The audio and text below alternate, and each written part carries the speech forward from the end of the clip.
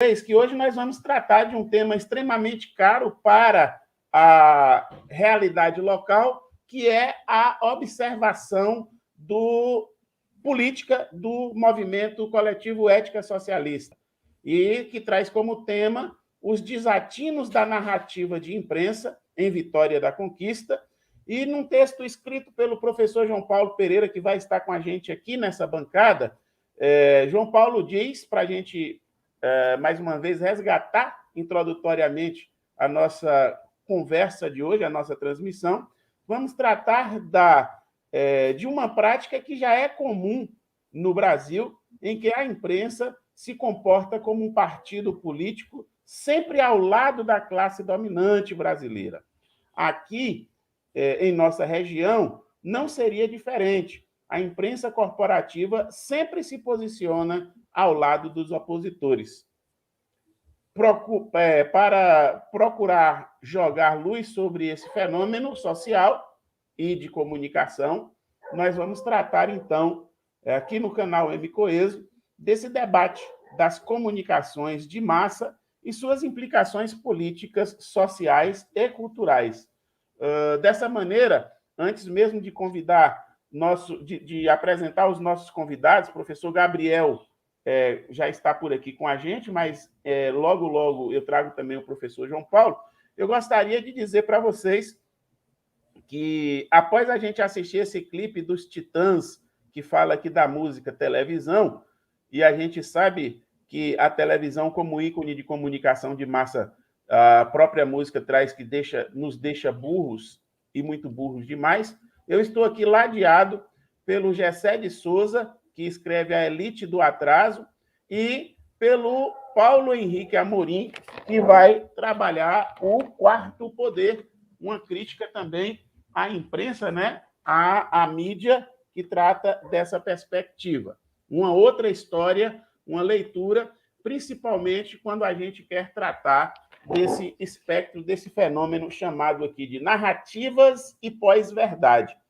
A imprensa que se comporta como um partido político, como diz o professor João Paulo Pereira, mas como eu vou estar aqui nessa condição de tão somente estar fazendo aqui a moderação, né, não só, como diz nosso querido J. Berger, nos picapes, né, na parte técnica, mas também mediando aqui. Então, sem mais delongas, eu quero convidar para fazer a sua apresentação e autodescrição o professor Gabriel Costa Lima, que é professor da Rede Estadual da Bahia, né, que tem aí atuado nesse espectro da educação na Bahia e em Vitória da Conquista em específico, um observador social, um historiador, né, de formação, e por isso mesmo quer também ser agente desta realidade. E o professor Gabriel vai nos ajudar a compreender esse fenômeno, né, esse fenômeno chamado de, como a gente colocou lá no tema, os desatinos da narrativa de imprensa em Vitória da Conquista. E vou convidar também, já para entrar nessa bancada com a gente, o professor João Paulo Pereira, que é também companheiro nosso aqui do M Coeso, que também vai fazer a sua autoapresentação logo após Gabriel. Então, eu passo aqui para o professor Gabriel fazer as suas considerações iniciais, dizendo que eu sou aqui um estranho no ninho, porque eu vou estar na bancada ladeado com dois historiadores, duas pessoas que têm uma percepção crítica muito bem, e eu não sou da área de história especificamente, mas tenho também tratado dessa condição de compreender os fenômenos sociais. Então, sem mais delongas, professor Gabriel, seja bem-vindo a mais uma transmissão do Coeso. Você já sabe que essa casa aqui é sua, porque você faz parte dessa construção do nosso canal, e hoje com esse tema tão caro para todos nós. Então, mais uma vez, fique à vontade para fazer as suas considerações e vamos seguindo, então. Bom dia, professor Gabriel.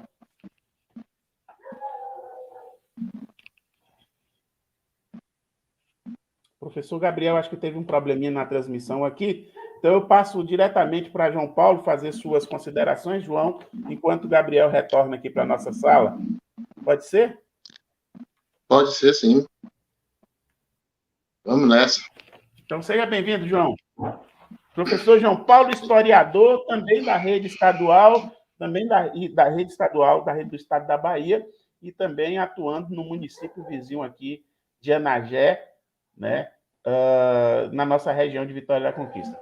Vamos lá, João, fica à vontade.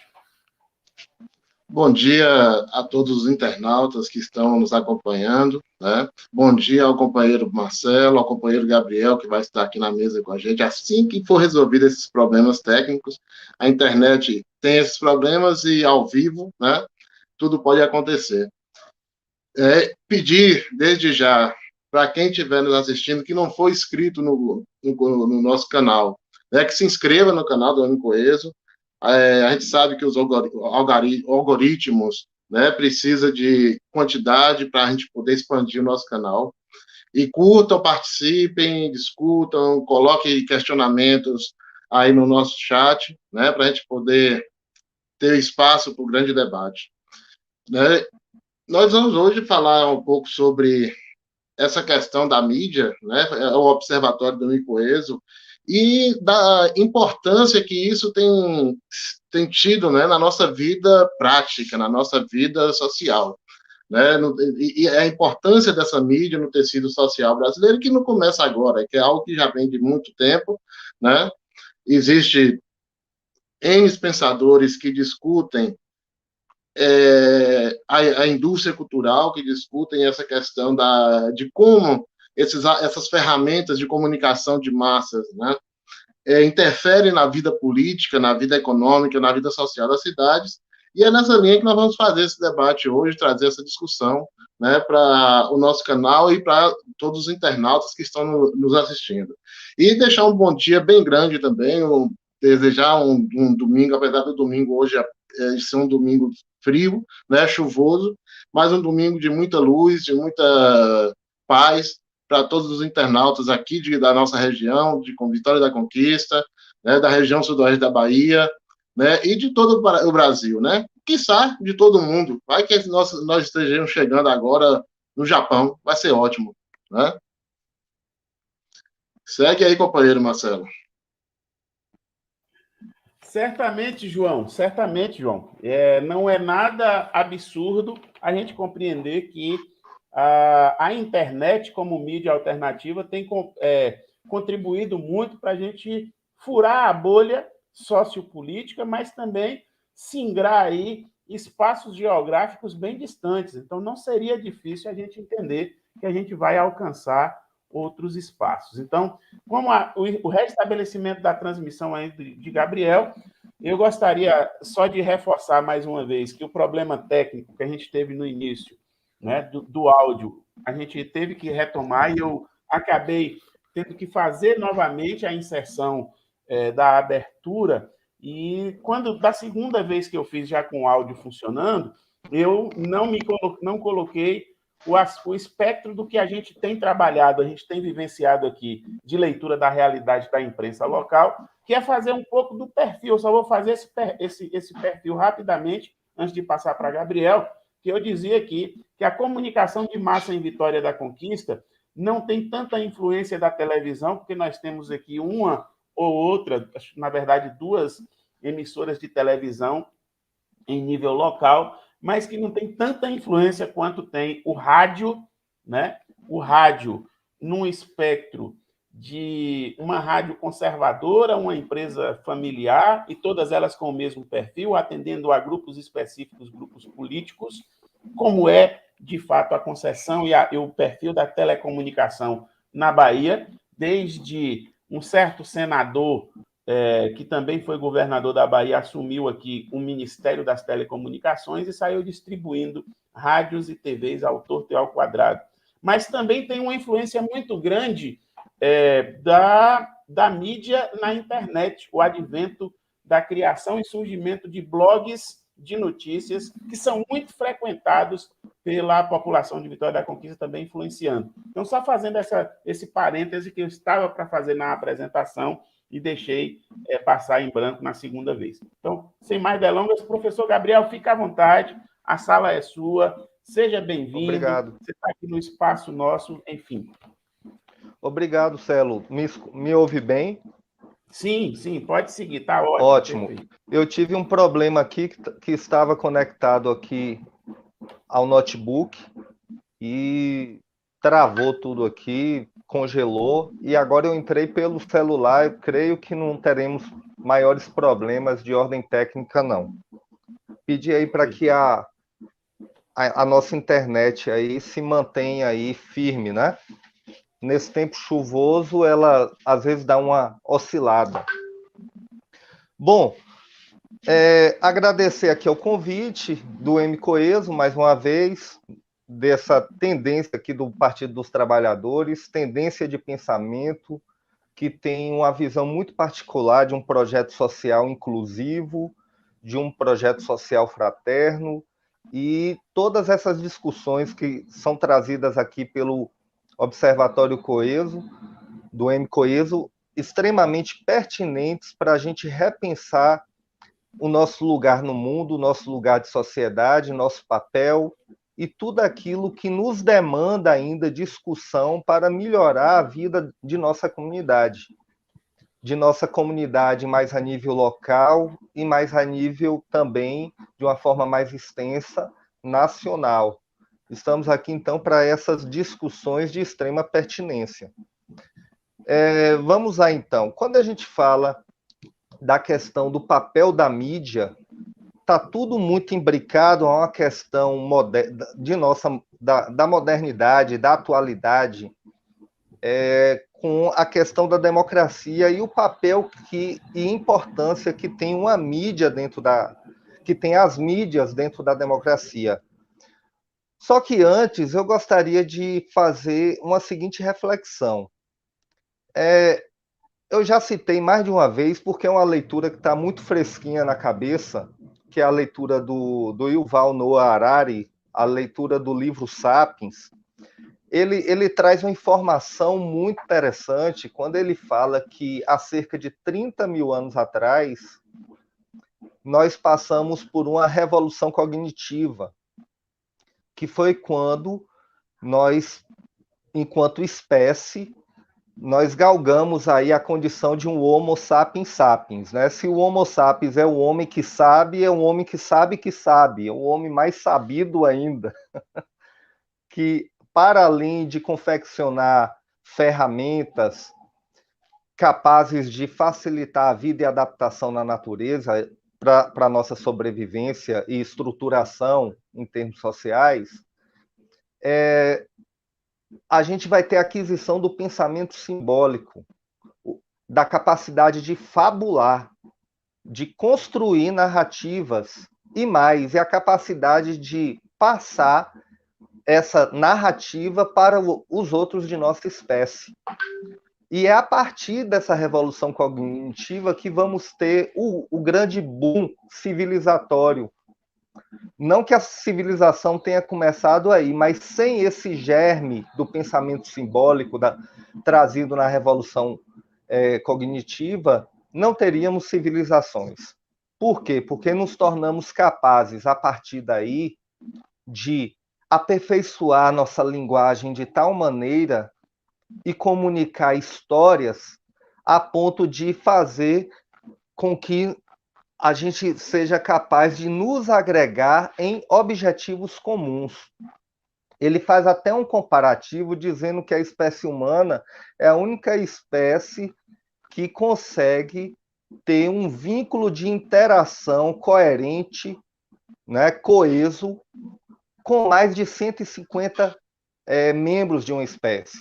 E hoje nós conseguimos o quê? Nós moramos numa nação, Brasil, em que nós temos milhões de pessoas que têm uma identidade nacional, que constituiu simbolicamente uma gama de valores, ainda que muitos contrastivos, hoje nem se fala, né? A gente, em meio a toda a polarização vivida hoje, mas ainda assim nós temos um espírito nacional, né?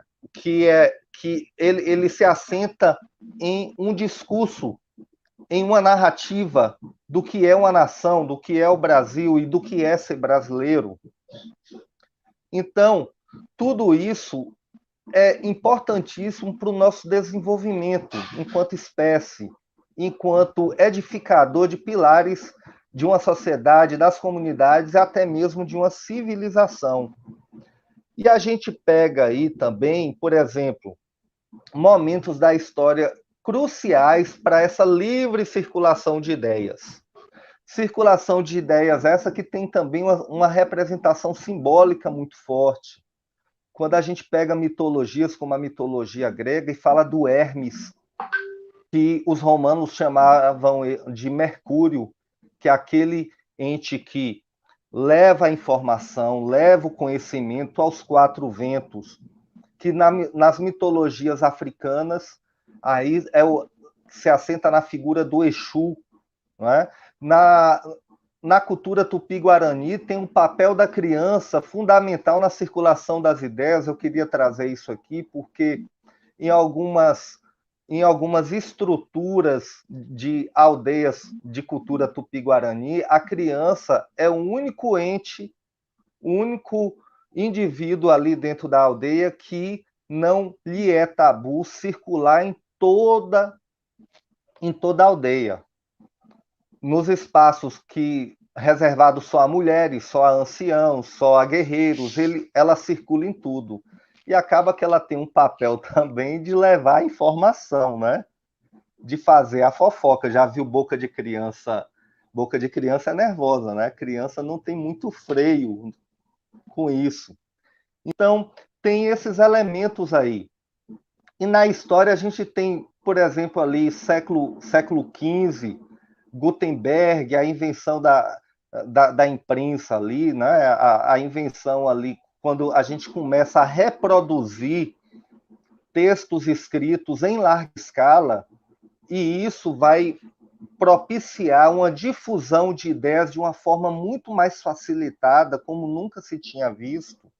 Nós temos um outro elemento interessante também, final do século XV e a primeira parte ali do século XVI, que foi a Revolução Protestante, que abriu a caixa de Pandora, o protestantismo. Porque, graças ao protestantismo, aconteceu ali o primeiro fenômeno de escolarização de massa na história. Que quando Lutero ele pega a Bíblia e traduz a Bíblia para o alemão, para a sua língua local, para tirar o controle do conhecimento ali para os clérigos da Igreja Católica, ele era agostiniano, né, um monge agostiniano. Aí eu remonto também, eu também gostaria de fazer referência ao livro O Nome da Rosa, do Humberto Eco. E quando o protestantismo traz isso, ele traduz a Bíblia, as escrituras sagradas para as línguas locais, vai ter um movimento de interesse de toda uma população europeia convertida ao protestantismo, principalmente, a querer aprender, ler e escrever, ler principalmente para ter acesso às escrituras sagradas. Só que, da forma como se constituiu ali essas instituições religiosas, eles achavam que ia ter o controle desse conhecimento. Só que por que abriu a caixinha de Pandora? Porque você ensinava o sujeito, o indivíduo, para aprender a ler o alemão, por exemplo, ali naquela parte onde mais tarde se tornaria o território nacional alemão, ali onde Lutero se encontrava, que não era a Alemanha ali ainda, era o Sacro Império Romano-Germânico, né? Aí o indivíduo aprendia o alemão para ter acesso à Bíblia, só que ele não vai ler só a Bíblia. Ele vai ler tudo que bate em sua mão e ele vai descobrir um mundo novo. Então, abriu a caixa de Pandora.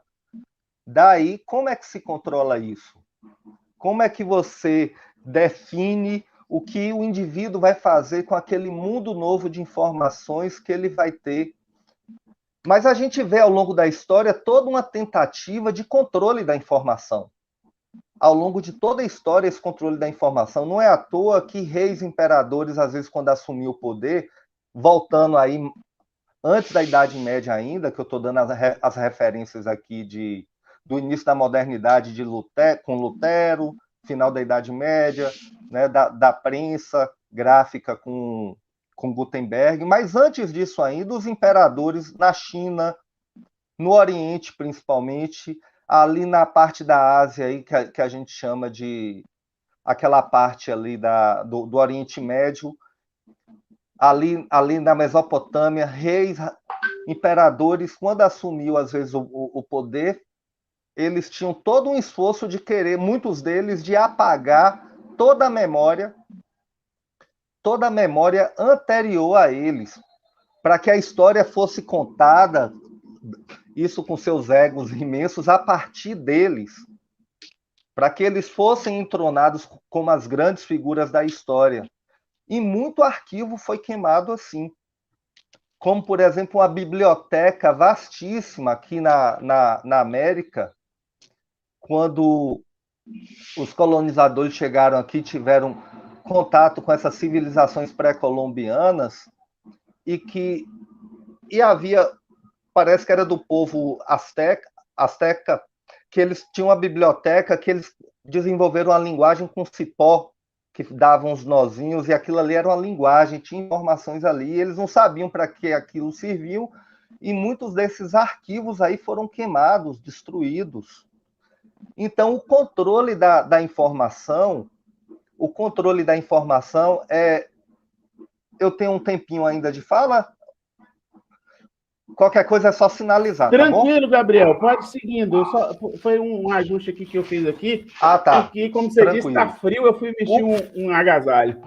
Como diz Michel Foucault, o grande sociólogo francês, grande figura, grande intelectual do século XX, um dos maiores intelectuais do século XX, quando Foucault fala que conhecimento é poder, a gente vê isso em toda a história, que toda a estrutura de poder vinculada aos estados, aos impérios, às nações, tem movimentos de controle da informação.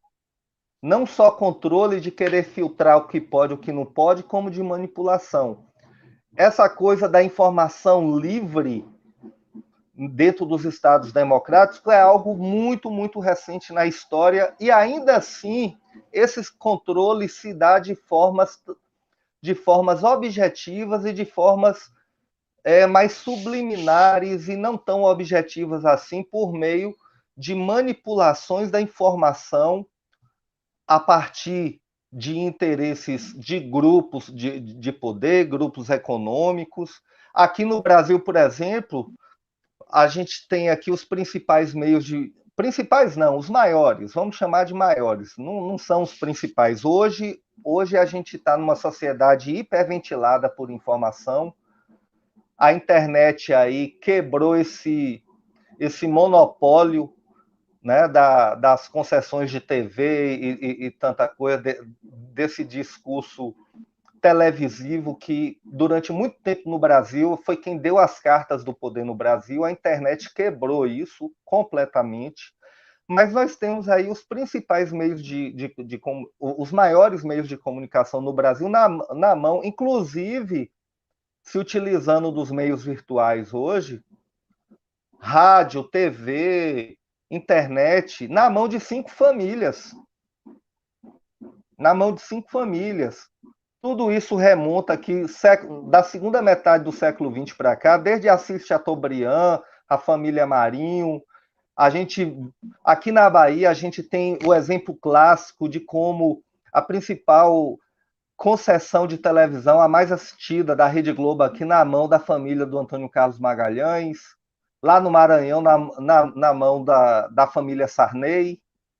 Então, a gente vê tudo isso aí como que essa informação ela é manipulada e tratada, e ela busca trazer realmente elementos para propiciar poder e tendências sociais, tendências de comportamento, de consumo, condizentes com que aquele grupo que está ali no poder, ou condizentes com aquele grupo que está ali na contracultura, tentando combater aquilo que está em vigência. Então, para fechar minha fala, para não monopolizar aqui o discurso, já que eu estou falando disso, eu só queria trazer mais um elemento que hoje está tendo uma confusão muito grande. A extrema-direita, principalmente a extrema-direita, se apropriou de uma fala que era muito utilizada dentro do discurso político dos grupos vinculados a projetos de esquerda.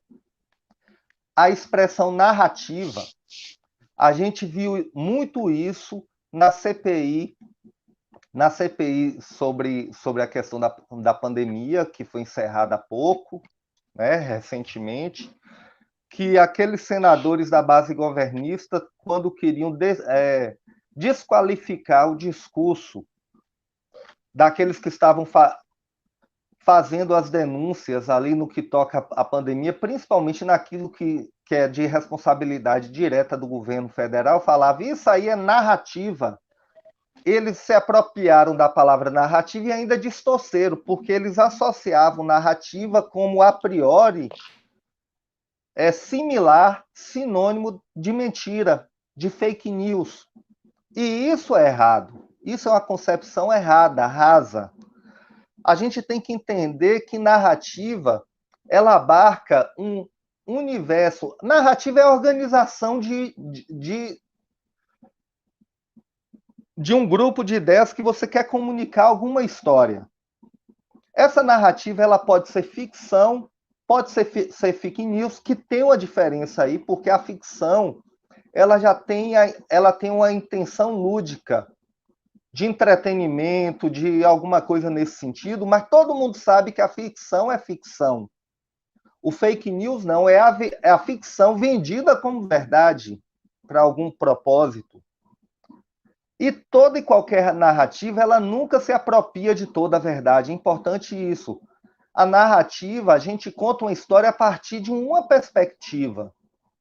A gente se apropria mais do real, cada vez mais do real em si, do que de fato é, com o somatório de narrativas, porque uma narrativa apresenta uma perspectiva, outra narrativa apresenta outra perspectiva. Qual que está certa, qual que está errada? As duas podem estar certas, só que uma está se apegando num determinado ponto de vista, num determinado grupo de fatos, dentro de uma visão, o outro. E as duas podem também dialogar e constituir uma narração mais fidedigna da realidade. Só que a gente vê essas distorções, essas apropriações indevidas da extrema-direita hoje. E eles se utilizam de uma técnica muito terrível, que é acusar nos outros tudo o que eles fazem. Tudo que eles fazem, eles, com a cara mais lavada do mundo, descaradamente acusam o outro. Eles produzem narrativa de fake news. Aí, agora eu estou classificando narrativa de fake news, que narrativa não necessariamente é fake news. Eles produzem esse tipo de narrativa de fake news o tempo inteiro como forma de controle e ganharam eleição em cima disso.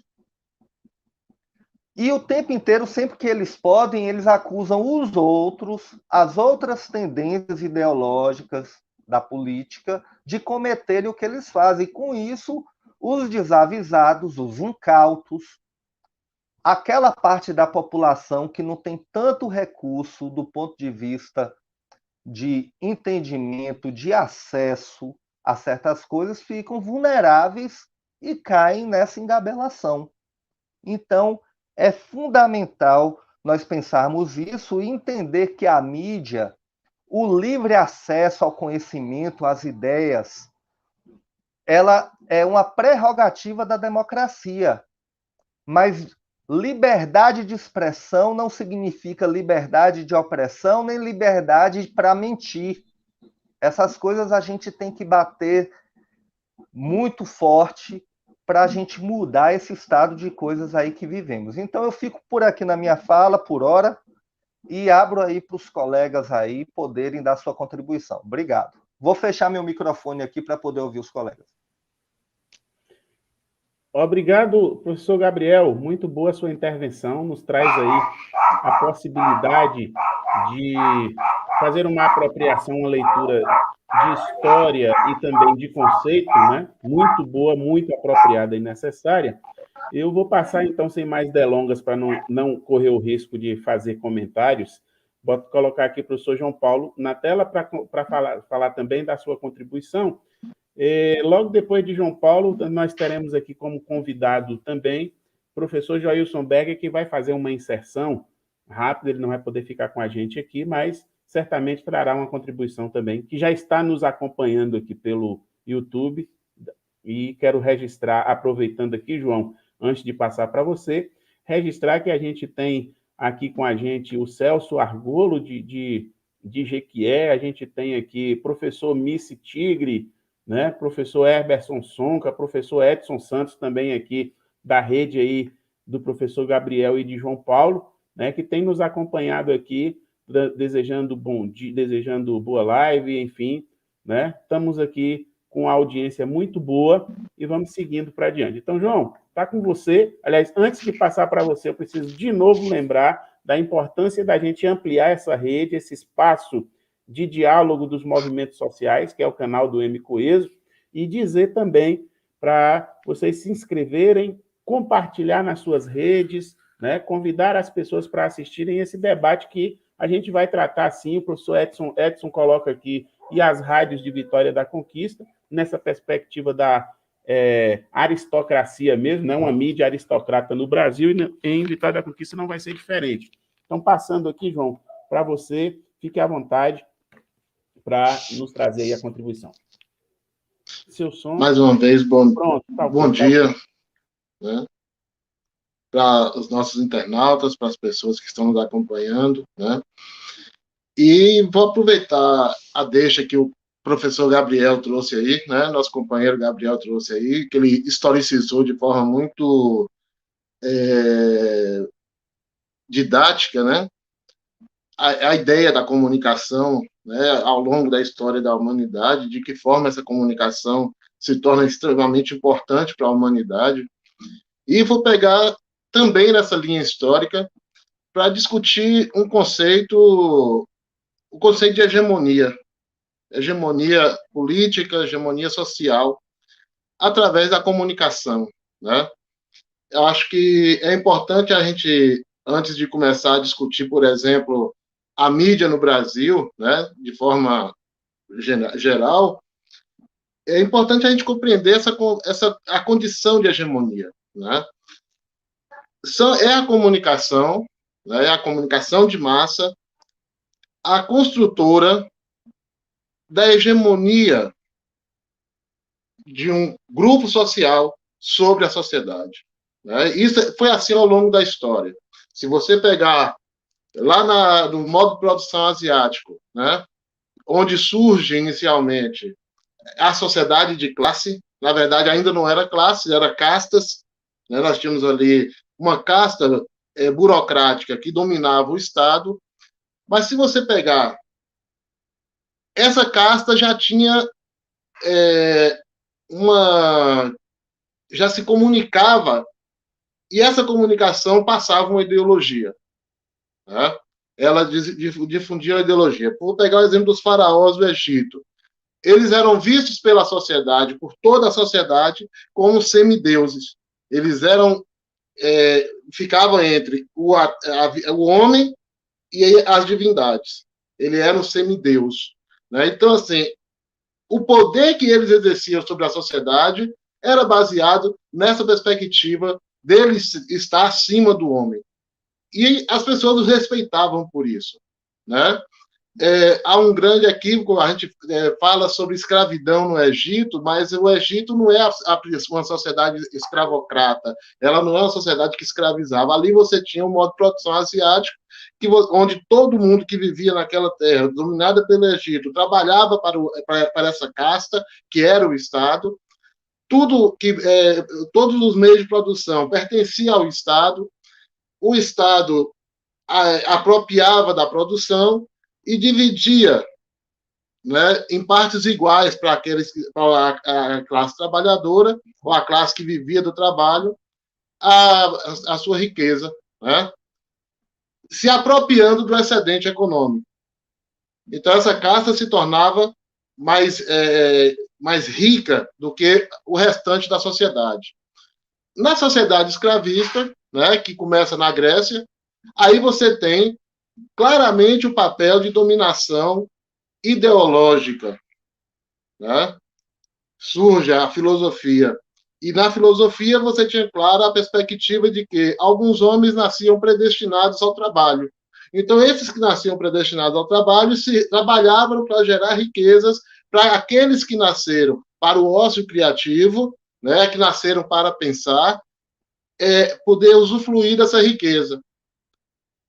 Aí nós temos claramente a divisão da sociedade por classes, né? Vem o feudalismo, segue essa mesma linha filosófica, né, do pensamento clássico, né, greco-romano, e o capitalismo, isso se estrutura definitivamente, onde você tem claramente definido classe dominante e classe dominada. E aí o conceito de hegemonia se torna muito mais evidente, porque a comunicação social, a comunicação de massa, passa a ser uma mola propulsora para a dominação de classes, né? E a burguesia, que é a classe hegemônica, né, do pensamento no capitalismo, essa burguesia claramente vai desenvolver através das comunicações, né, como o Gabriel trouxe, primeiro a imprensa escrita, né, mas não é só a imprensa escrita, a gente precisa dizer que a imprensa escrita é quem vai vai alavancar a comunicação de massas, mas você já tinha a igreja cumprindo esse papel, né? Tanto o catolicismo quanto o protestantismo, né? Que o protestantismo ele nasce nesse bojo do nascimento do capitalismo. Max Weber, né, ele vai escrever o livro A Ética Protestante, o Espírito do Capitalismo, onde ele diz claramente que sem o protestantismo, o capitalismo não teria chegado onde ele chegou hoje, né? Então, e a própria Igreja Católica, na Contra-Reforma, assume esse papel também, porque o Concílio de Trento vai levar a Igreja a assumir o papel de pensadora também dessa sociedade capitalista, né? Então, há um alinhamento entre todas as organizações sociais, né?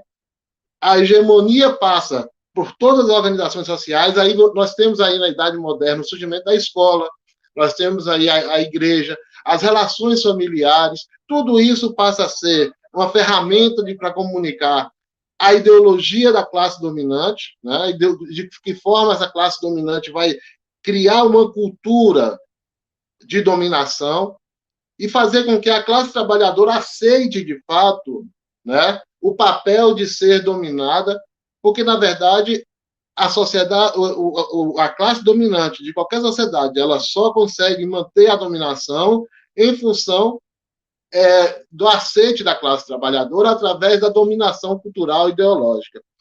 E aí a gente vai pegar um pouco de Gramsci. Quando a gente fala de dominação cultural e ideológica, a gente tem que entrar em Gramsci, né, que é um pensador marxista do século XX, né, italiano, e é ele que vai desenvolver bem essa ideia de dominação, de conceito de hegemonia. Uma sociedade como essa nossa capitalista, onde nós temos bilhões de pessoas vivendo sob o jugo, né, do capital, né? Hoje o mundo tem 7 bilhões e uns quebrados aí a população mundial, e apenas 1% dessa população mundial domina os meios de produção, domina o capital, são proprietários desse capital, né? Essa sociedade, se não fosse pelo domínio ideológico, pelo controle ideológico, né, exercido por esse 1% sobre os 99%, certamente nós já teríamos vivido uma ruptura, né? Mas a comunicação social, a comunicação de massas, ela acaba criando a condição objetiva, né, e subjetiva para que esses 99% aceitem ser dominados. Então, essa questão da hegemonia é fundamental para que a gente entenda a importância das comunicações, né, no processo de dominação de classes, no processo de dominação social. No século XX, surge também pensadores da chamada Escola de Frankfurt, e aí um destaque para Adorno, Benjamin, né, que vão discutir o caráter de dominação e determinação da cultura. Eles vão dizer que não há como uma sociedade se manter da forma que é o capitalismo sem que haja uma dominação da cultura. E aí eles desenvolvem o conceito de indústria cultural. E as comunicações passam a ter um papel fundamental de produzir uma cultura própria para o capitalismo.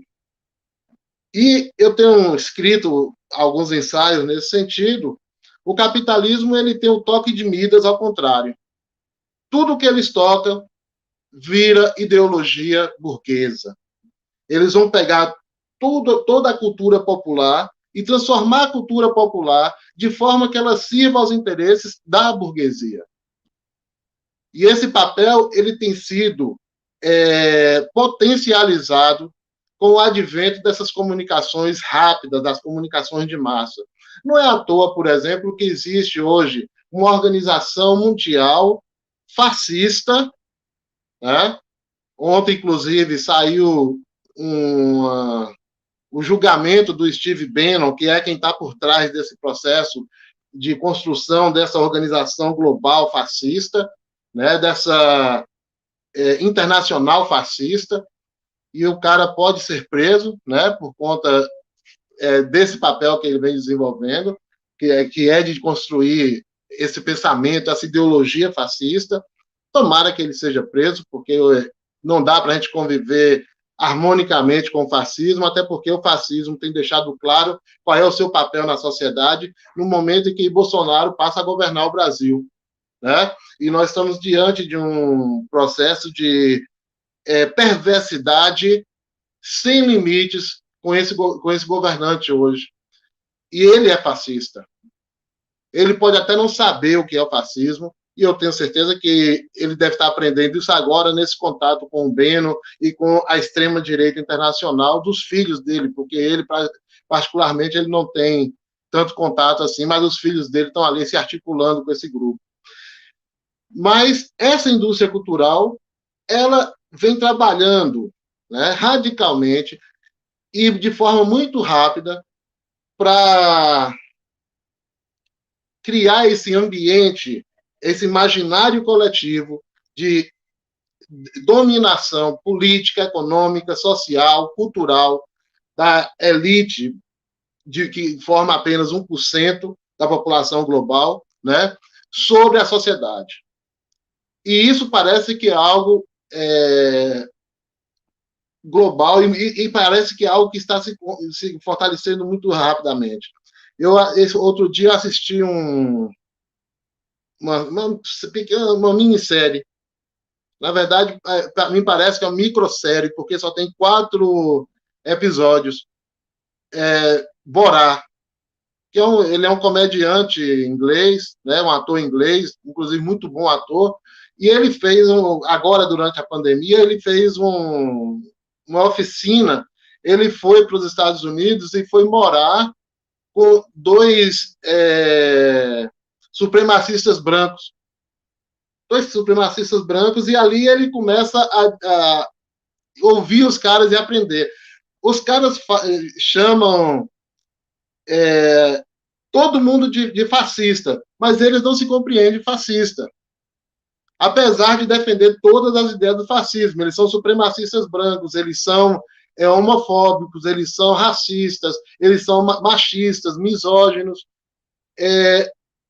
Mas, de repente, o Borá está se passando por um paquistanês, e ele fala, mas lá na minha cidade, lá no meu país, mulher não pode fazer nada disso. Não, aí o cara fala, não, mas a mulher tem todos os mesmos direitos que os homens, né, não sei o que e tal. E aí você começa a compreender como as comunicações têm um efeito terrível, né, na formação das pessoas. Os caras estão ali nos Estados Unidos e eles compreendem que as mulheres têm o mesmo direito que os homens, mas, intimamente, eles são machistas. Eles criticam o Borá porque ele vem de um país que a mulher não tem direito, mas eles são machistas também. Então, É dessa forma que as comunicações têm tido um papel fundamental na construção disso que nós chamamos hoje de dominação e determinação da sociedade, né? E no Brasil não é diferente. No Brasil, desde os anos 50, com o advento desde os anos 30, né, com o advento do rádio, né, ou da rádio, né, o próprio Getúlio Vargas se utilizou muito da rádio para construir a ideia de o pai dos pobres, do cara que foi o grande pai dos pobres, que criou a CLT, porque garantiu direitos à classe trabalhadora, e ele se utilizou muito disso, né? Mas nos anos 50, ele se torna vítima daquilo que ele mesmo criou para se fortalecer enquanto indivíduo social, enquanto dirigente da sociedade. Porque ele é vítima de Carlos Lacerda, que é um cara das comunicações de massa e que vai criar todo um processo de culpabilização do Getúlio Vargas, né, por transformando o cara num corrupto, que levou o cara ao suicídio, inclusive. Porque o cara ele podia ter os problemas dele, mas ele não era corrupto, né?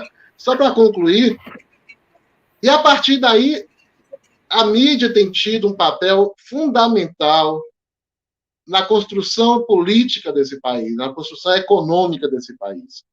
E eu vou parar por aqui, né? Meu tempo está se esgotando, mas aí a gente volta para discutir essas questões um pouco mais à frente, né? Fico com você aí, Marcelo. Muito bem, João. Obrigado pela sua contribuição extraordinária e necessária. E eu penso que a gente, quando pisca aí que o papo está bom, o tempo avança, né? Nós já estamos aqui há quase 1 hora de transmissão, mas a gente não pode perder de perspectiva também o nosso propósito de discutir a mídia diretamente aqui nessa região, né? Essa mídia que tem sido aí quase que a guarda pretoriana do governo de plantão, tanto na perspectiva nacional quanto na perspectiva local. E aqui na perspectiva local, não é de hoje que isso vem acontecendo. Se a gente for também buscar aí uma leitura histórica, eu me lembro de um certo projeto Bela Cidade, que foi aí a voz da prefeitura durante muito tempo, que mostrava uma cidade fantasiosa, uma cidade fictícia, que não existia, e que isso vem perdurando já há algum tempo. Parece apresentando aqui uma realidade que se parece às Mil Maravilhas, e aí eu gostaria apenas de pontuar alguns aspectos do que vocês levantaram aí. Primeiro, o esclarecimento do professor Gabriel, extremamente oportuno e pedagógico, do que é narrativa e do que é fake news. Fake news é mentira, isso precisa ser muito colocado de forma bem clara. Apesar de ter se banalizado o termo fake news, a gente precisa retomar que toda vez que a gente falar de fake news, a gente tem que voltar para a nossa língua mater, a língua portuguesa, e dizer que não existe essa palavra fake news. Não existe esse termo fake news para a gente aqui. Fake news seria a tradução direta de notícias falsas. Mas o que a gente tem percebido na atualidade é que são mentiras jogadas ao vento para favorecer a um grupo específico. E então, quando o Gabriel traz também a perspectiva da narrativa, que seria o que eles querem colocar numa perspectiva de interpretação de um lado ou de outro, e não é, né? Não é isso, não é.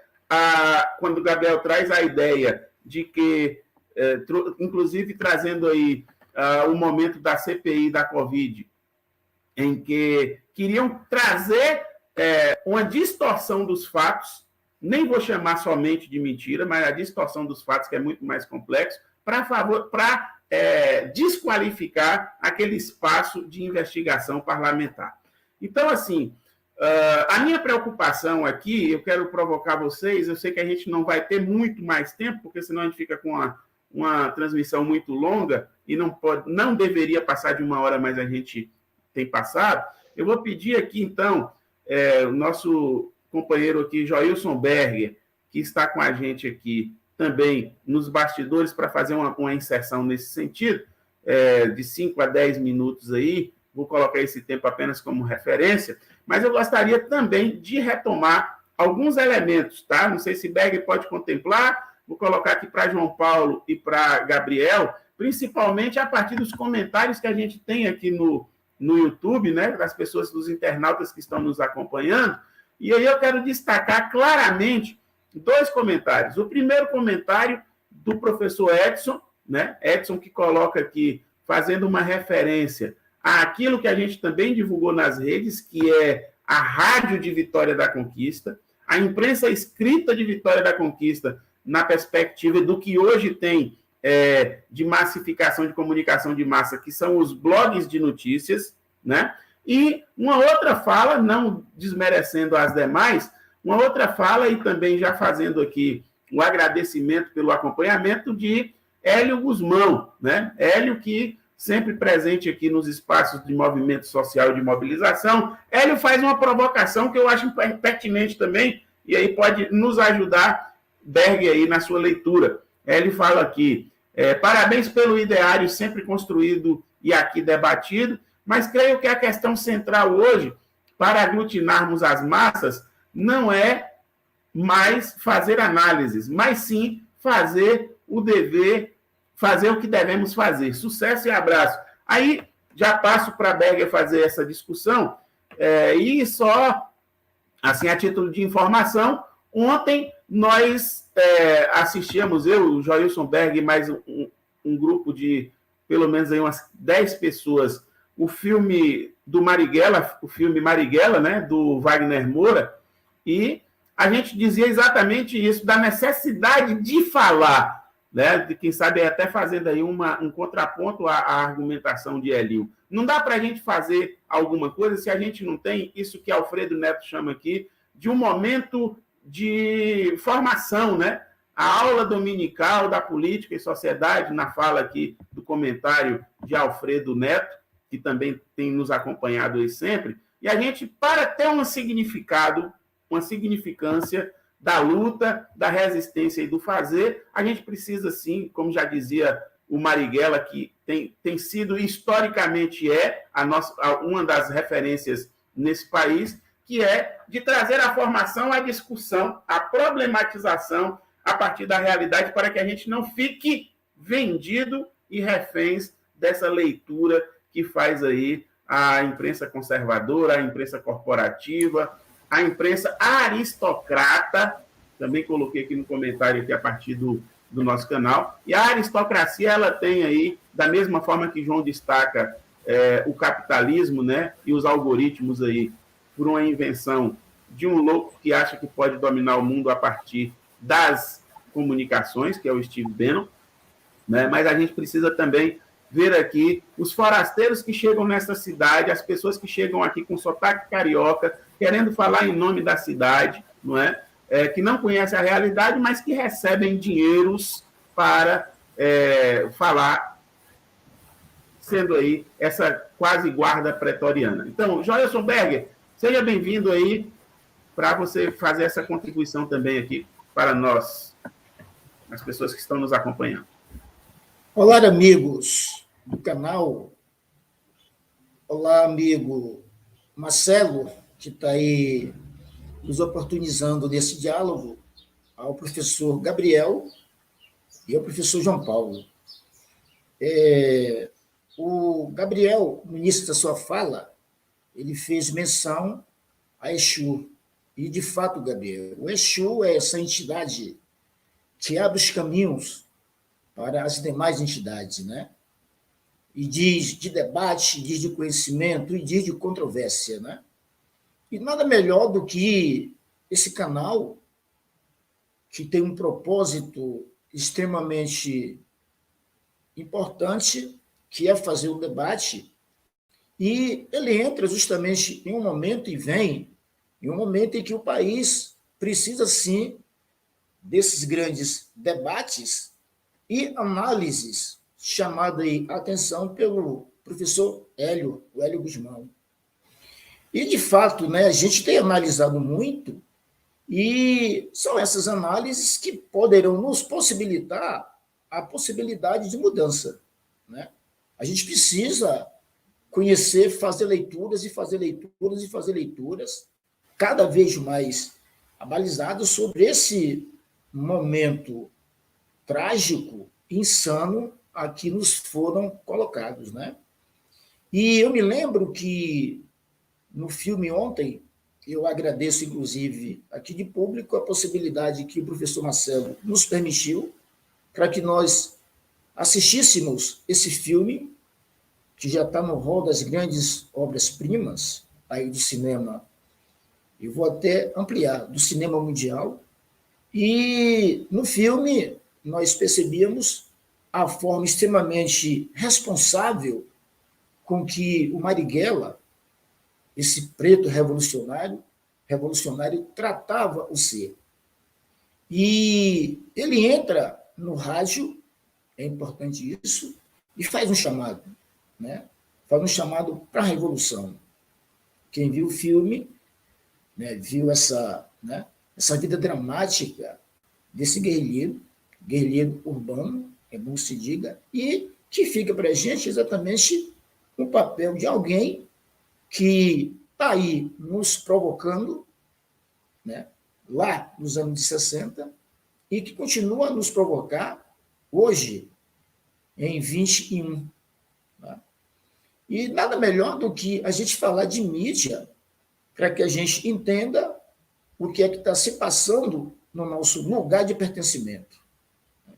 E aí eu quero parabenizar aos camaradas do M-Coeso por trazer esse termo desatino, que tem a ver com delírio, que tem a ver com mau comportamento, que tem a ver com insanidade.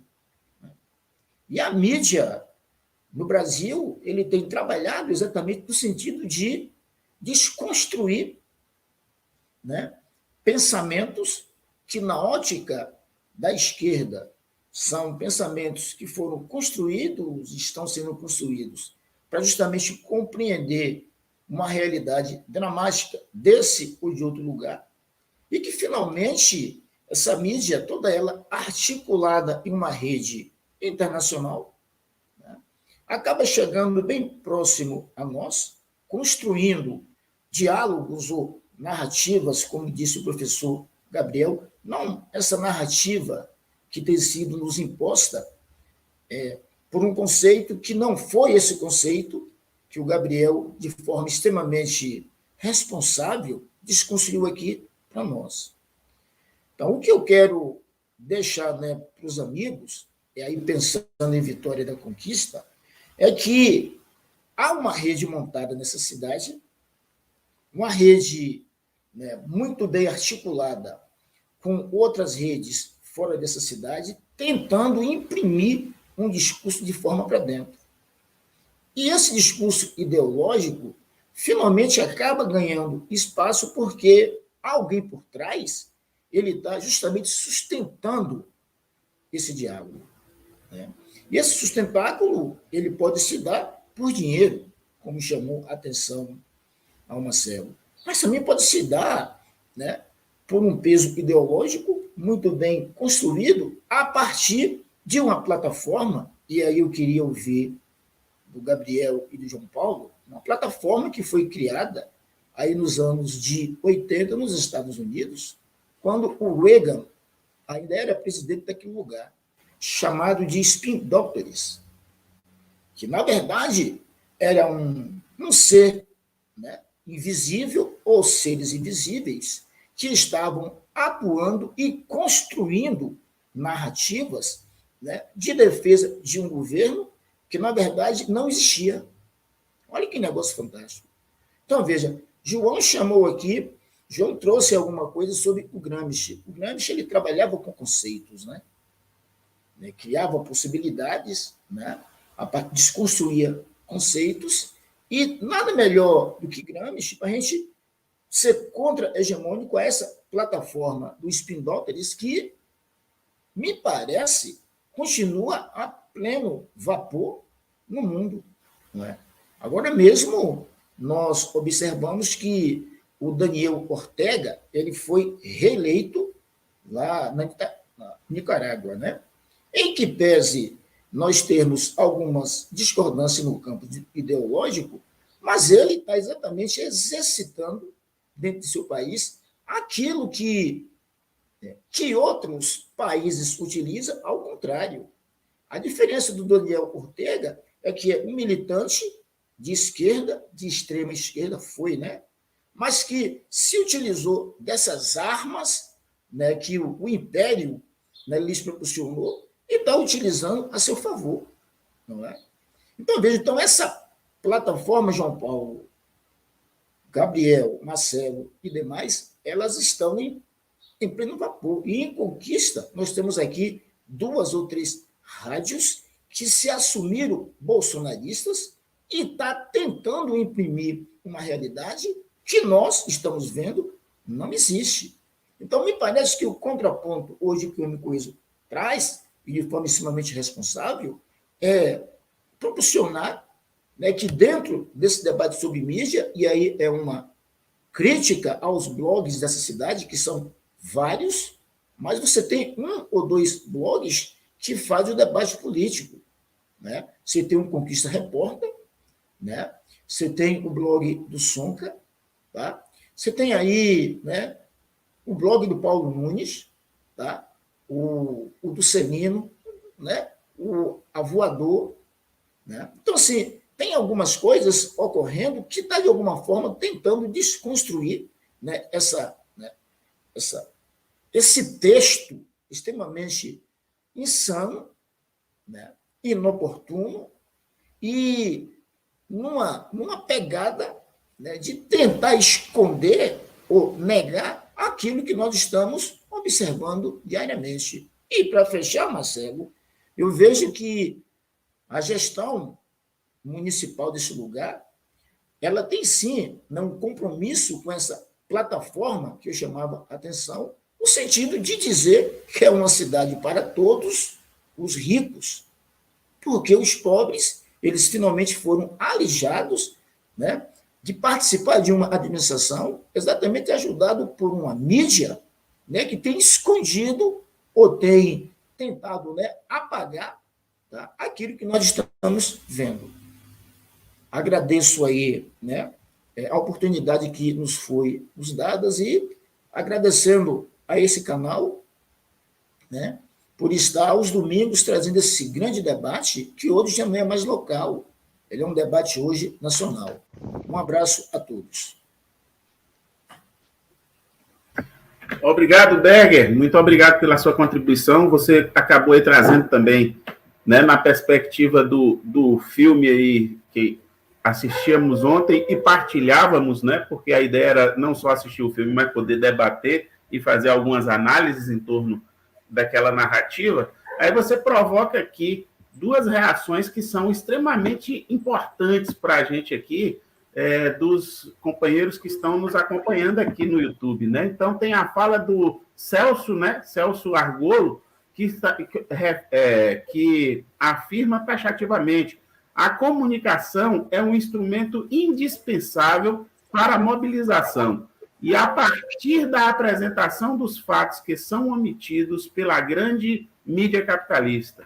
O Marighella chama a atenção para isso no filme, de fato. E aí, a professora Marluce, né, da UNEB de Piauí, a professora fala aqui, uma cena emblemática da ação revolucionária contra os crimes da ditadura, a ocupação da rádio, aquela mensagem de Marighella denunciando os crimes e marcando posição de luta contra a repressão militar. Então, é isso, né? E Berger trouxe um elemento que a gente precisava aqui para fechar. Sei que a gente somente inicia. Eu dizia que antes, nos bastidores, vou liberar o professor Joilson Berger aqui do espaço, porque ele está também aí numa outra atividade profissional. Vou só remover aqui, tá, professor Berger? E muito obrigado mais uma vez. E a gente continua esse debate. Eu dizia que falava um pouco antes da gente entrar aqui na nossa live, na transmissão direta, eu comentava com o professor Gabriel e o professor João Paulo de que esse momento é também um momento experimental para o nosso canal do MCOESO. A gente quer fazer, sim, esse observatório de forma continuada e regular, onde a gente possa discutir não somente a mídia, efetivamente, como fenômeno de comunicação de massa, fenômeno sociocultural, como destacado aqui hoje, mas a gente acompanhar também as notícias, né? Esses conteúdos que são colocados e ventilados, conteúdos e narrativas, como foi também anunciado aqui. E aí o professor Joilson Berger, ele faz uma referência aqui também extraordinária ao Conquista Repórter, que a gente recomenda a leitura, além de outros canais também. E o Conquista Repórter, ele tem feito aqui um trabalho assim extremamente importante, que é um trabalho de encaminhar via e-mail uma newsletter com como é que eu vou dizer? Com o resumo da semana, né? As principais notícias de Vitória da Conquista e região. Então, eu recomendo a vocês o Conquista Repórter, que está nas mídias sociais, no Instagram, no YouTube, no Facebook. Então, importantíssimo que quem se interessar aí por notícia isenta, notícia crítica, análise crítica, pegar essa newsletter. Eu tenho recebido e tenho feito a leitura dela regularmente aos sábados. Eles mantêm as notícias ao longo da semana inteira e aos sábados, por exemplo, eles apresentam esse resumão. Estou falando isso aqui, João, de notícias e Gabriel, para que a gente possa fazer a discussão tanto dos blogs de notícias quanto das rádios, isso como fenômeno sociocultural, mas dizer para vocês que, por exemplo, a título de notícias, essa semana me saiu aí uma movimentação em torno de imputar mais uma vez à população desta cidade, que já vem com um assalariamento extraordinário, no sentido de perder poder de compra, de aumentar ainda o custo de vida, de estar aí numa perspectiva de que se fala tanto, né, no nível empresarial de aumento de impostos, e agora a Prefeitura de Vitória da Conquista quer imputar mais um custo na vida dos munícipes. Desde quando se pagar uma empresa terceirizada para coletar lixo, pressupõe se imputar na população a população trabalhadora desse município uma taxa de coleta de lixo.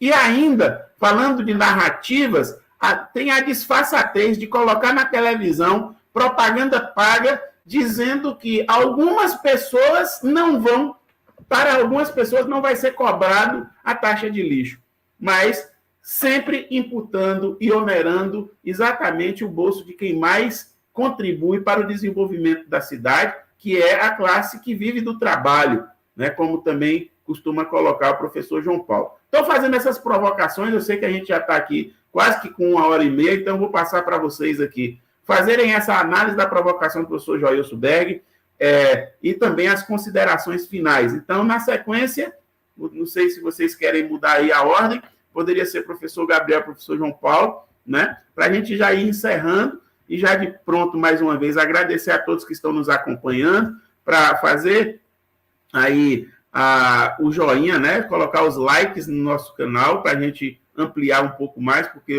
falando em algoritmo, o YouTube compreende que amplia-se a rede quando a gente tem pessoas aqui dizendo que estão curtindo o nosso conteúdo e tudo mais. Então, Gabriel, fica à vontade aí. Na sua fala, a gente já vai para as considerações finais, né, desse momento importante que a gente vai fazer de tudo para continuar por aqui. Certo, Celo. Vamos lá. Eu vou tentar ser didático, direto, objetivo, diante da nossa situação aqui do tempo já um pouco estourado, e também para a gente não ficar ali naquela tautologia, né, andando em círculos e repetindo o que já foi dito. Uma coisa que eu acho que é importante a gente pensar, vamos imaginar, é a questão da edição da realidade. No passado acontecia assim. Aqui na Bahia, quando a família do grande poderoso do nosso passado aí, histórico aí das famílias que transitaram o poder aqui na Bahia, na era de Antônio Carlos Magalhães, em que ele detinha a concessão, né, a família de Antônio Carlos Magalhães, na figura dele, principalmente, detinha a concessão da Rede Globo aqui na Bahia, a coisa se dava assim. Ele vinha fazer uma visita aqui em Vitória da Conquista, que historicamente era uma cidade de oposição ao carlismo, expressão que a gente usava referente à tendência desse grupo de poder ligado à oligarquia lá do Antônio Carlos Magalhães. E aí ele se montava um palanque ali, por exemplo, vou dar um exemplo, ali na Praça Barão do Rio Branco, ele ia ter um séquito ali fiel, diminuto ali na frente do palanque, e a grande maioria do espaço esvaziado e uma grande parte de pessoas vaiando, né, fazendo todo um posicionamento de contraposição aí, de questionamento à presença daquela figura aqui.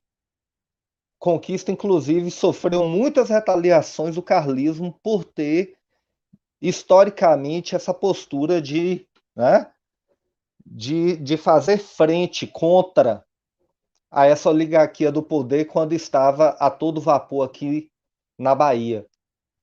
E aí, ele, nesse discurso, o que fazia? E a TV Bahia, na época, no caso a concessão da Globo aqui, que ele era o principal acionista, filmava a figura do Antônio Carlos Magalhães no palanque, ele abraçando os seus comparsas, fechava a câmera no grupo que o apoiava, aplaudindo, fazia entrevistas com aquele grupo, né, falando da importância da presença de Antônio Carlos Magalhães aqui, e se fazia toda uma edição para invisibilizar os atos, né, os atos contra a presença dessa figura aqui.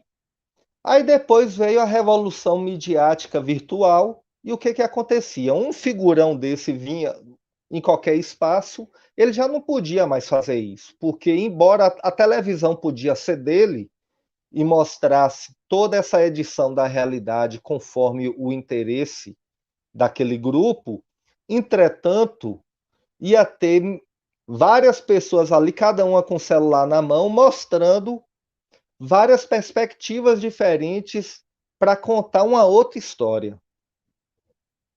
Então, ficou fragilizada essa forma hegemônica do passado, televisiva, de narrativa política. E aí, o que aconteceu? Hoje, a gente ainda tem um problema maior.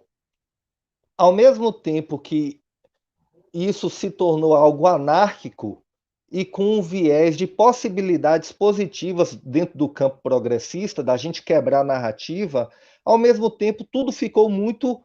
Eu insisto nessa expressão que eu vi uns tempos atrás, e eu acho que ela calha bem para a gente. Tudo muito hiperventilado. Porque o cidadão comum ele fica confuso e ele fica sem saber a qual narrativa ele vai se apegar. E a falta de hábito, inclusive, de fazer o checklist, né? O checklist não, a checagem mesmo daquelas informações.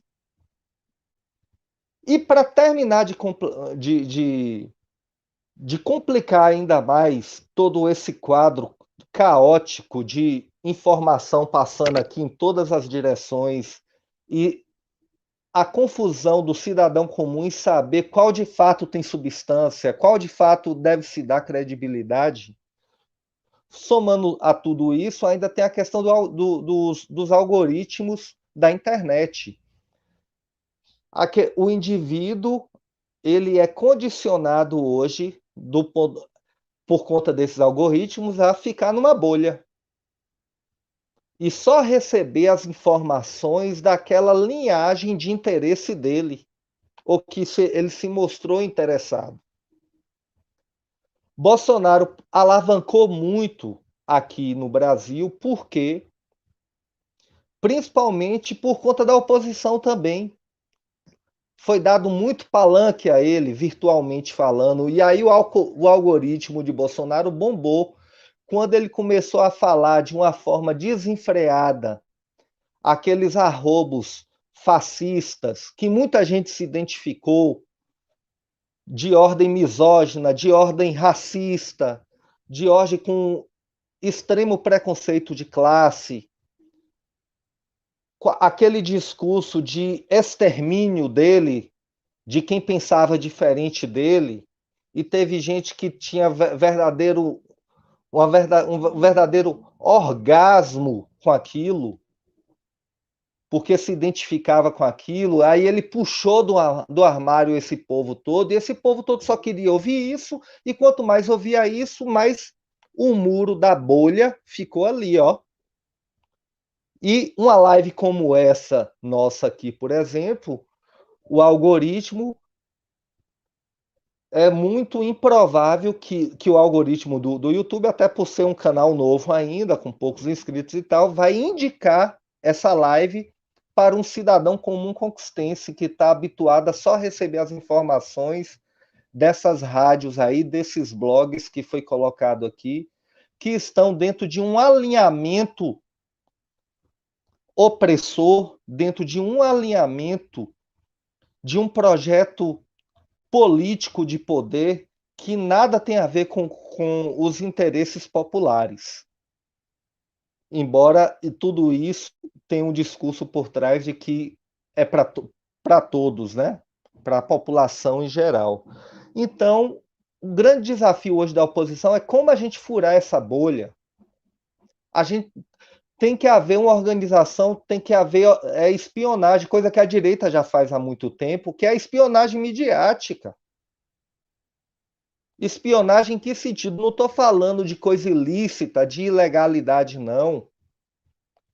Eu estou falando da gente começar a quebrar a bolha, começar a ver determinadas coisas e entrar em determinados grupos para poder plantar ali também os nossos links, para que esses grupos, essas pessoas que estão viciadas ali naquelas bolhas e que vivem uma realidade paralela, que muitas vezes é uma realidade muito distante da realidade em si, não tem acesso a mais nada, porque não chega mais nada, a própria dinâmica de estrutura do algoritmo não deixa chegar nada a esse pessoal.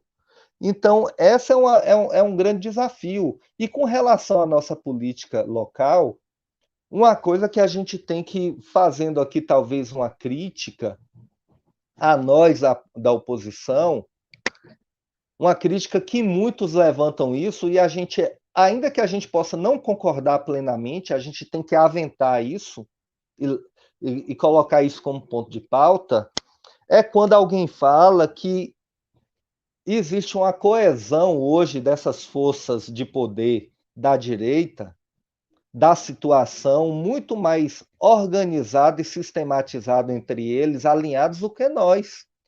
Eu acho que canais como esse aqui do Coeso, se tiver algum canal ligado ao PCdoB, ligado aos vereadores de oposição, os bloguistas que marcam oposição, eu penso que seria fundamental em a gente começar a dialogar de uma forma mais próxima, de repente criar até reuniões estratégicas e encontros da mídia de oposição para a gente poder orquestrar com muito mais força, com muito mais organização essa oposição aqui na cidade.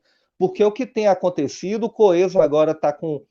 Nós tivemos essa ideia brilhante do Coeso aqui nessas mídias, para trazer uma outra perspectiva de narração, né? Batendo aqui na tecla que narrativa não é sinônimo de mentira, não é? Mas para mostrar para a realidade social conquistense um outro lado da moeda, com responsabilidade de trazer fatos, de não ser canalha em construir essa narrativa em cima de fake news, como muitos fazem aí, mas a gente precisa de uma maior coesão na oposição aqui na nossa região. porque eles estão deitando e rolando. Eles estão deitando e rolando. Eles se utilizam muito da canalice, da generalidade, para não recair em problemas jurídicos, e às vezes eles nem... Das generalizações, desculpa. O que é a generalização? O tempo inteiro o cara massacra ali na rádio. Porque esse grupo aí do PT que não fez nada para a conquista, e não fala por que não fez nada para a conquista. A generalização. Por que eles não pontuam? Porque não tem o que pontuar. Nós temos que bater em teclas como a prefeitura municipal, quando estava vinculado ao Partido dos Trabalhadores, entregou à gestão nova uma prefeitura com probidade, com as contas que passaram todas dentro dos ritos legais, foram aprovadas, com dinheiro em caixa em todas as secretarias, e hoje a gente não tem dinheiro para nada, quer cobrar taxa de lixo para o cidadão comum que não tem nada com isso, com essas más escolhas, e ainda quer nos jogar ainda no abismo de dívidas por meio de mais empréstimos, que outro dia aqui o nosso filósofo de plantão aqui, Joilson Berg, colocou, né? Colocou que segurança nós temos para honrar essa dívida, sem isso trazer uma verdadeira bola de neve caótica e conquista, voltar àquela situação de cidade fantasma, aquela cidade gigantesca, cheia de lixo espalhado pela cidade, com serviços públicos deteriorados, como a gente já tem visto isso a olhos vistos. Eu moro aqui num bairro popular da cidade, que é o Alto Marom, e a limpeza pública aqui, você vê de uma forma... Tem ruas aqui que fica acumulando lixo. Aí lá de quando em vez vem a limpeza pública e recolhe tudo, mas não existe aquela periodicidade do serviço para garantir a limpeza. Não existe um movimento também educativo de instruir a população com relação à limpeza pública.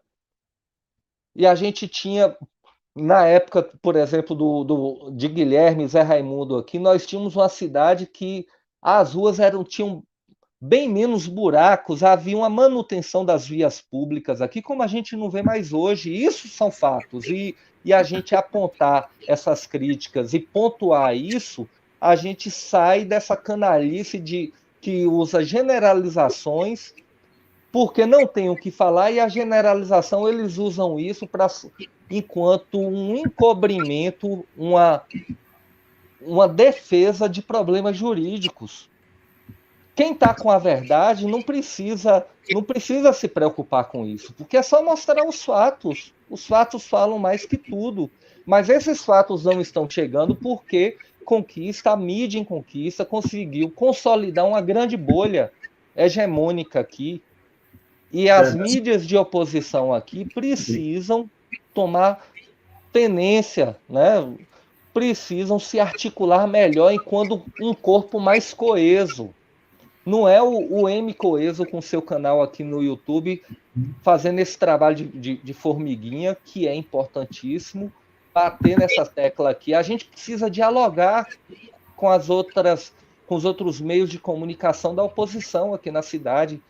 Há uma necessidade de uma estratégia maior e de diálogo entre nós, entre nossos pares. É isso que eu gostaria de deixar. Muito bom, professor Gabriel. Muito obrigado aí. Eu vou te pedir, então, para você já, nessa despedida, fazer aquele exercício que a gente tem feito aqui algumas vezes, que é a indicação do livro, do filme e da música. Antes disso, Biel, eu quero só registrar que o professor João Paulo vaticinou mais cedo que a gente estava ganhando o mundo. E a gente tem aqui a audiência de Adeildson, nosso amigo Dedé, que está lá na Europa, né? Então, a gente está, de fato, chegando no mundo. E aí, Dedé coloca aqui... Ótimo! Né? Então, estamos, de fato, daqui a pouco, na rede de Dedé, lá na Inglaterra, né? Vai chegar Isso perto do Ira, e aí, daqui a pouco, a gente está singrando, aí, de fato, as barreiras geográficas mesmo. Vamos lá. E furando a bolha, né? Furando a bolha. Precisamos furar as bolhas, estourar as bolhas de sabão desse mundo virtual. Vamos lá, então, Biel. vamos lá. Dessa vez eu não peguei, vocês não me pegaram de calça curta, não. Eu já anotei aqui. Vamos lá. Vamos lá. O filme que eu indico, você professor Marcelo, indicou o livro Quarto Poder. Como é o nome do autor? Paulo Henrique Amorim, de saudosa memória. Isso, Paulo Henrique Amorim, isso, grande jornalista. Eu anotei aqui o Quarto Poder, o filme, década de 90, é um filme americano que tem como protagonista o John Travolta, que traz uma discussão legal disso aí. Tem o mesmo título desse livro aí do Paulo Henrique Amorim. O livro é O Nome da Rosa, O Nome da Rosa do Humberto Eco, que fala sobre essa coisa do controle da informação. E a música atualíssima ainda é a música do Gilberto Gil. Eu creio, se eu não estiver enganado, o título é esse. Se não for, vocês me corrijam aí. É Parabola e Camará, é isso mesmo? Do Gilberto Gil. Me parece que sim. Então, tá aí minha indicação. Eu quero parabenizar todos os nossos ouvintes, espectadores aqui, espectadores de extrema qualidade, a gente vê isso pelo chat, né?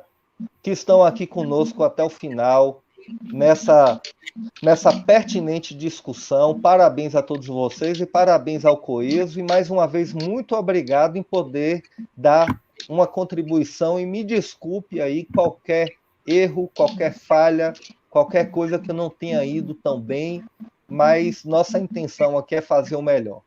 Um abraço a todos aí, estou aqui com vocês. Nós é que agradecemos, professor Gabriel. Professor João, vou deixar você aí, enquanto você fala, vai pensando nessa possibilidade também de indicar aí algumas leituras nesse processo de formação para todos nós. Você que é um grande formador de quadros historicamente. Vamos lá, João. Então, tem essa problemática, né? Eu não sei como é que a gente vai fazer, porque a gente já estourou todos os prazos possíveis e imagináveis do que a gente definiu aqui, inclusive achando que a gente não iria chegar a 1 hora, mas estamos quase chegando a 2. Vamos lá. Mas eu vou ser bem rápido mesmo, porque, assim, na verdade, não era nem para ser rápido, porque Gabriel abriu um leque aí de debates que dava para a gente ir aqui até as 4 da tarde. Mas eu vou ser bem rápido mesmo, para a gente poder encaminhar mesmo nossa live para o final, né? Eu vou começar, Marcelo, pelo fim, né? Eu não assisti Marighella ainda, era para ter assistido ontem, mas ontem eu não passei bem, eu estava meio braqueado ontem, e era para ter assistido Marighella em sua casa ontem, né? Junto com essa companheirada que fez esse debate grande aí. Mas na linha do Marighella, né? Eu já quero lembrar aqui, assim, de forma mesmo rápida, do filme Batismo de Sangue, baseado no livro de Frei Beto, né? Que mostra a cena da morte de Marighella, né? E é emblemático quando Frei Beto fica sabendo da morte de Marighella. Ele está fugindo porque a polícia já tinha descoberto ele no sul do Brasil, né, no Rio Grande do Sul, e aí ele chega num bar, na fuga, e ele olha para a televisão e o cara fala, foi morto o guerrilheiro Marighella, tal, e aí todo mundo olha para a televisão e de repente o cara vira e fala, hoje você viu o chute de Rivelino? Hoje Pelé não faz 1000 gols de jeito nenhum. E Frei Beto fica olhando para as pessoas completamente a par de toda aquela discussão da morte de Marighella e que ninguém estava nem aí. O povo estava preocupado com 1000 gols de Pelé, né? Assim, eu acho isso muito emblemático. Mas, assim, só pegando a questão da mídia em Conquista. Nós temos em Conquista um grupo, né, de blogs que faz um debate sério, né? Um grupo pequeno desses blogs, aí já foram citados aqui, né? Paulo Nunes, Celino e outros companheiros aí que estão fazendo um debate político sério, né? Mas todo o restante da mídia está dentro da lógica da dominação burguesa, todo o restante da mídia. E nós não temos jornalistas atuando nessa mídia, nós temos pessoas que foram pagas para fazer, criar o mundo imagético, né? Que vem desde o governo passado, do finado prefeito Wesley Guzmão, que já era um desses criadores desse mundo imagético, dessa cidade imagética. Quando ele era radialista apenas, a cidade era horrível na mão do PT. O PT tinha destruído a cidade, que era um mundo imaginário que ele criou, né? Desprezando todos os avanços que essa cidade teve, desprezando todas as conquistas garantidas pela gestão, os 20 anos de gestão do PT, mas ele criou, naquele programa dele da rádio, uma cidade imaginária e que acabou pegando, porque ele era muito ouvido, né? Ele chegava a muitos espaços sociais.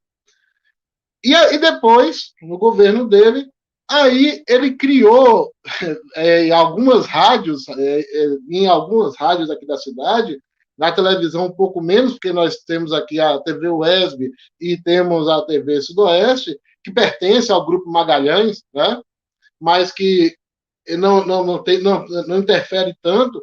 Mas as rádios de conquista, as grandes rádios que chegam no grande público, cria essa cidade imaginária que o ex-prefeito, o finado prefeito, vendeu ao longo dos 4 anos do governo dele, porque foi um governo que não fez nada para a cidade, mas quando você ouvia os programas de meio-dia das rádios, parecia que nós estávamos vivendo em Paris, né? E essa gestão que começou agora, né, segue o mesmo caminho.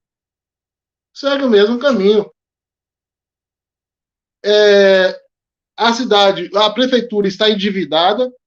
Na gestão anterior, a prefeitura contraiu dívidas, né, de um montante que, durante os 20 anos do PT, esse montante já quase supera os 20 anos de dívidas deixadas pelo governo do Partido dos Trabalhadores. E agora me aparece uma proposta de se tomar 350 milhões emprestados. Para quê? Se esse governo está seguindo a mesma lógica do carlismo soteropolitano, embelezar as ruas, né? Fazer praça ali, praça aqui, sem nenhuma função social. As praças, é bom que se coloque isso, porque essas praças não têm uma função social, né? Praças do tipo da Tancredo Neves, que virou uma passagem, que ninguém para naquela praça porque você não tem um espaço social naquela praça. Você tem um monte de corredores para você transitar, mas você não tem um espaço social. Eu vou repetir aqui. O Jardim das Borboletas era muito mais um espaço social do que a Praça Tancredo Neves, apesar de não ser tão bela quanto a Praça Tancredo Neves. Mas no Jardim das Borboletas você tinha vários espaços sociais. Vários espaços que as famílias podiam se encontrar, podiam conversar, podiam parar para tomar uma cerveja, para tomar um sorvete, para tomar um café. Tinha a barraquinha de Dário, que você tomava ali café com leite todo dia de manhã e comia um pedaço de requeijão. E nós não temos isso. As praças de conquista são praças para as pessoas passarem, né? Então, assim, e é só isso que esses governos têm feito. Foram 4 anos fazendo isso. Nós temos ali a Avenida Olívia Flores, que quando terminar, parece que nós vamos ter um metrô, né? Que já são 5 anos mexendo naquela mesma avenida, gastando dinheiro naquela mesma avenida. Quando terminar aquilo ali, eu acho que vai ter um metrô ligando Conquista a Salvador, só pode, né? E nós temos aí já uma proposta de 350 milhões para endividar a Prefeitura de Vitória da Conquista. E as rádios estão dizendo que isso é legal, isso é bacana. Quer dizer, nós vamos ter um déficit de 500 milhões se isso for aprovado, porque a gestão anterior tomou 150 milhões emprestados, né? 145, salvo engano. Mas essa agora quer tomar 350 milhões de reais emprestados. Não diz para que vai fazer, para que esse dinheiro, não diz quais são onde vai ser aplicado esse fundo. o projeto vai para a Câmara de Vereadores, eles têm maioria na Câmara de Vereadores, que também não discute nada, né? Uma maioria que não tem nenhum projeto político na cabeça, né? E os caras estão aí vendendo a falsa cidade, uma falsa cidade para a população de Conquista. Se você ligar o rádio de Conquista, domingo, meio-dia, qualquer dessas rádios privadas que nós temos aqui na cidade, parece que nós estamos vivendo mesmo em Paris, no lado bom de Paris, porque Paris tem um lado complicado também. Ou nenhuma daquelas cidades interioranas dos Estados Unidos, ou que parece um paraísozinho assim na televisão, né? Quando você assiste um filme, você parece que aquela cidade dos Estados Unidos é um paraíso na Terra, assim. Todo mundo feliz, todo mundo sorridente. E nós temos hoje uma cidade cheia de problemas, com pessoas batendo em nossas portas todos os dias pedindo ajuda, com gente morando na rua, com pessoas sem assistência social, né, sem assistência de saúde, sem assistência com a educação capenga, né? E as rádios continuam vendendo a falsa ideia, né, de uma cidade perfeita. E é dessa forma que se constrói isso que nós chamamos de ideologia burguesa. É dessa forma que a ideologia burguesa vai se estabelecendo na cidade. Eu gosto muito do Facebook, né? Não porque eu fico no Facebook conversando, fazendo qualquer coisa, mas é lá que eu posto meus ensaios, né? E eu acho que a única mídia social que eu uso, que eu sei usar de fato, é o Facebook. E um dia eu botei um texto no Facebook, alguém, Conquista nunca esteve tão linda, olha as nossas praças. Aí eu fui embaixo e coloquei assim, mas olha a nossa educação, olha a nossa saúde, olha a assistência social, olha os serviços sociais, né? Vamos pesar o que realmente é válido, se são as nossas praças, ou se são esses serviços que estão sendo deixados de serem feitos na cidade. Então, eu vou resumir aqui, porque nós já estamos com o tempo estourado, e aí eu já indiquei um filme, né, que eu acho que é extremamente interessante, até para poder discutir o filme Marighella, né, Batismo de Sangue. Tem um documentário que foi feito pela CBN da Inglaterra, né, lá no início dos anos 80, que tem no YouTube, Muito Além do Cidadão Kane, que eu acho que é interessante também, e discute o papel da Rede Globo, né, no Brasil. E a partir da Rede Globo, a gente pode até expandir isso para as outras grandes emissoras, né, para grandes emissoras burguesas, aí entra a SBT, Record, Bandeirantes, até a Rede TV, né, que ninguém assiste, mas você pode colocar nessa linha também. Mas tem a senhorinha que faz o programa de culinária, que é bem assistido, né? Quero indicar uma música que eu acho que casa bem com esse nosso processo aqui, né? Carta à República, de Milton Nascimento, de 1985, né? Que fala que e a mentira voltou. E foi muito bom o Gabriel, o Marcelo, o Iberg colocar que fake news é uma palavra inglesa, mas aqui no Brasil a tradução dela é mentira, né? Não é a tradução literal, a gente sabe disso, né? Mas fake news são mentiras que são contadas, e a nossa mídia tem passado fake news todos os dias, todas as horas. Agora, por exemplo, nós já temos a mentira do incorruptível Sérgio Moro, que é o candidato da grande burguesia brasileira, que é o candidato da mídia, e que vai ser vendido como o incorruptível, o caçador de corruptos, né? E que é mentira. Isso é mentira. Ele foi transitado e julgado como corrupto. É bom que a gente diga isso. O STF disse que ele é corrupto. Não sou eu que estou dizendo isso, quem disse foi o STF. Quando o declarou incompetente para julgar as questões inerentes ao presidente Lula. Suspeito, né? Suspeito. E ele suspeito, né? Que é o grande... Que aí sim, quando diz que ele é suspeito, é um ato de corrupção, né? Porque corrupção, etimologicamente, quer dizer aquilo, né, que se utiliza para tirar vantagem pessoal ou vantagem para um grupo pessoal. E quando ele é suspeito para julgar Lula, né, ele se utilizou de corrupção para tirar vantagem para o grupo que ele representa, que é a burguesia brasileira. E eu não tenho nenhuma dúvida que a burguesia conquistense, que hoje está com Bolsonaro, muito rapidamente vai migrar para o Sérgio Moro. Não tenho dúvida disso.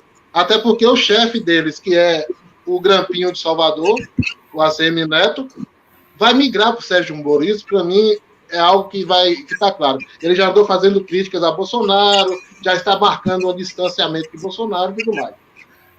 Né? Então, Carta à República é a música que eu quero indicar. E um livro, gente, eu vou voltar lá para a 8ª série. Quando eu fiz a 8ª série, que a professora de História passou esse livro para mim, mas, na verdade, eu já tinha lido esse livro anteriormente, porque 2 amigos meus, muito próximos, que continuam sendo meus amigos hoje, né? Que é o professor Giovanilton, da Universidade Federal da Paraíba, né? E José Otávio, que é dentista, quem conquista, me indicaram esse livro como minha primeira leitura, que é o Capitalismo para Principiantes, que tem 2 capítulos inteiros voltados para a discussão ideológica e para a discussão da mídia. Né? Então, eu acho que essas são minhas indicações, e eu fico por aqui, né, desejando a todos uma boa tarde de domingo, né, e pedindo a quem estiver nos assistindo para repassar esse debate para os amigos, para as amigas, para todos que vocês conhecem que estão fazendo esse debate à esquerda, certo? Um bom dia para todos e todas, né, e que a gente continue firme aqui nessa luta.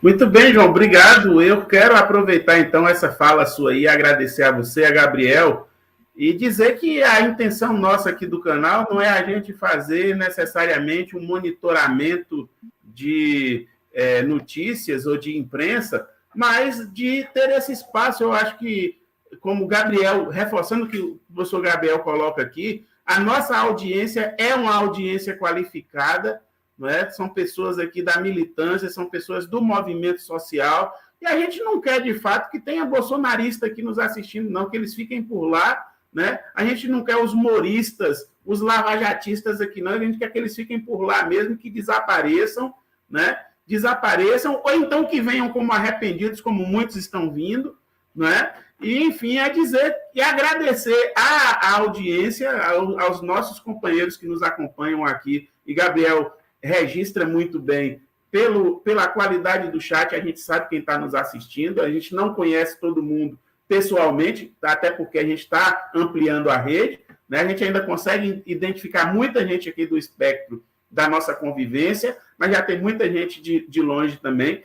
E, assim, agradecer a João Paulo, agradecer a Gabriel por essa aula, né? Como Alfredo Neto colocou no nosso chat aqui, é uma aula de domingo mesmo, é um momento formativo, um momento de reflexão, de compartilhamento, de partilha de conhecimento, de angústias também, de desabafo também, mas principalmente de conhecimento de qualidade, né? Eu quero finalizar aqui, para a gente não dizer que não estamos falando especificamente do tema que envolve as rádios e os blogs de notícias aqui da cidade, eu quero só fazer menção a um certo editorial que eu ouvi num programa de manhã, né, das 7 da manhã, um programa jornalístico aqui numa dessas rádios, salvo engano, era a Rádio Brasil FM, não vou falar aqui do profissional, mas em um dado momento foi tão provocante que o profissional teve que fazer menção a outros colegas de rádio, mencionando e referenciando como sendo sacatrapo e mequetrefe.